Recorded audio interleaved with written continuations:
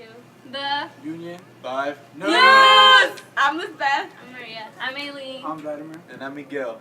We're missing Armani and Desmond. Welcome to Union 5 News. I'm Miguel. And today we're going to talk about the 3 amendments that followed after the American Civil War. So Miguel, tell me about the 13th Amendment. Well, Vladimir, the 13th Amendment of the U.S. Constitution abolishes all slavery and involuntary servitude. By the Constitution on July 9, 1868, it granted citizenship to all persons born and naturalized in the United States, which included former slaves recently freed. The 14th Amendment greatly expanded the protection of civil rights of all Americans and cited in more integration than any other amendment. So, the 15th Amendment gave the rights to all citizens, regardless of their race or color, to vote. And now it's to Aileen. Okay. Hello, you guys. I'm Aileen Espinosa, and these are the 5 Union Youth. So we're going to be talking about Freedom Men's Bureau, also known as Refugees, Freemen, and Abandoned. It was created by the Congress in March 1865. The Bureau was run by the war. The Bureau task was to help Southern blacks and whites make the transition from slavery to freedom. From the first days of freedom, when Georgia got his freedom, blacks started slaves started to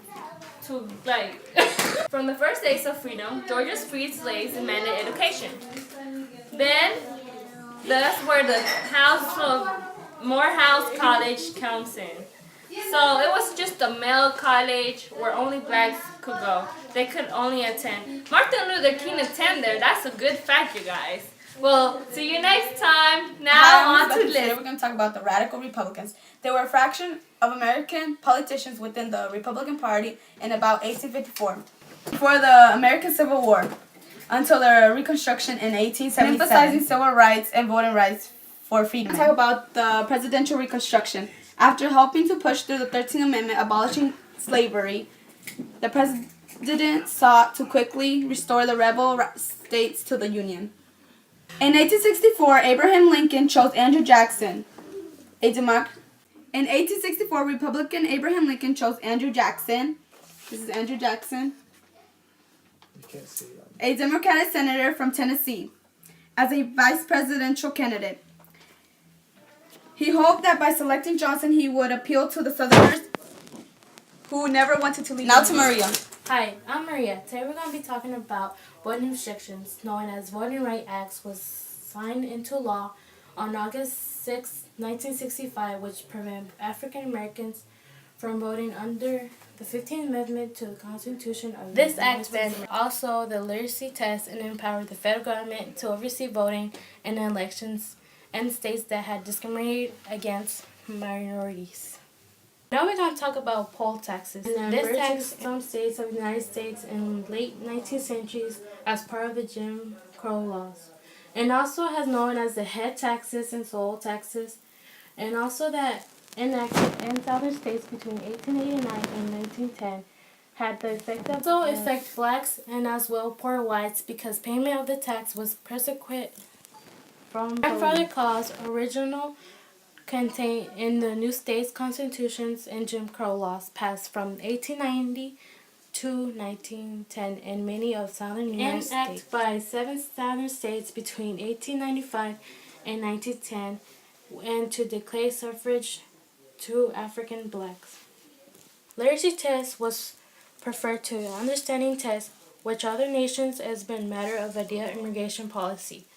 And it was a test to devise to restrict the total numbers of immigration while not offending the large element of ethnic voting. Alright, so we're back with Armani and Desmond. They were telling us about the Black Code, so continue please. Okay, so the Black Codes created and enforced mainly in the South, and the reason why they were created was to separate the white majorities from the black majorities. And as my research here says that that Desmond searched up, it says that the blacks also had every year they had to sign year labor league contracts, and if they refuse if they refused, they could be forced into slavery. Jim Crow laws had a lot of black codes, and Jim Crow means black codes or racial disgust. Took over, so a lot of the South majorities of blacks, and it made them feel very locked in and different stuff like that. Getting into more of the Jim Crow laws, which was the name given of a set of laws to deny the rights of African Americans. We're back. We're back live with Armani and Desmond. Alright, so y'all tell me about the KKK. Like what this picture represents. KKK, well, they really didn't like black African Americans. Like Desmond was saying, they just were a selfish group that, they didn't agree with anybody who wasn't not only white, but wasn't a part of what they were trying to do with, erasing the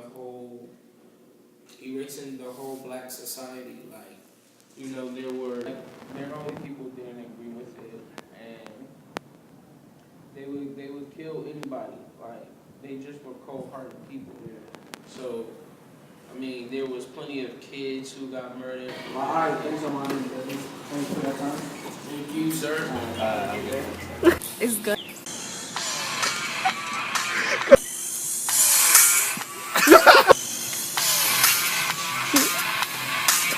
Welcome to the Union 5 News. I'm Miguel. And I'm Vladimir. I'm Miguel. And today we're gonna talk about the 3 amendments after the American Civil War. So, Miguel, tell me about this picture, the 13th Amendment. Well, Vladimir, the 13th Amendment of the U.S. Constitution abolishes slavery and any type of involuntary service. Say hey to the helicopter guy. Welcome to the Union 5 News. I'm Miguel. Freedom of land and yes. Hi, I'm Maria. Today we're going to. My name is Maria. Oh yeah, I'm Maria. Today we're going to be talking about. Hi, I'm Lisbeth, and today we're going to talk about the. Hi, I'm Lisbeth, and today we're going to talk about the radical Republicans.